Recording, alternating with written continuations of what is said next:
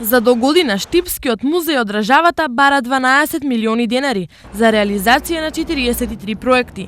Најголем дел од нив се однесуваат на проекти за заштита и конзервација. Во делот на заштитата ќе се работи повторно на Баргала, на североисточниот крак од Бедемот. Потоа ќе се работи на заштитата на иконите од црквата Успение на Пресвета Богородица во делот на етаблирање на нова галериска поставка. Ќе се работи на фреско живописот на неколку цркви во овој дел за кој ние сме надлежни. Од останатите проекти, доминантни до година, барем според плановите, ќе бидат истражувањата, изложбите и издаваштвото.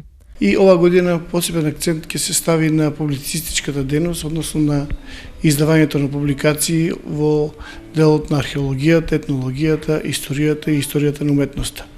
Исто така предвидуваме 15 изложби на истакнати автори од Македонија, од автори надвор од Македонија, но и на млади автори кои сметаме дека со својот квалитет се наметнуваат на лековната публика.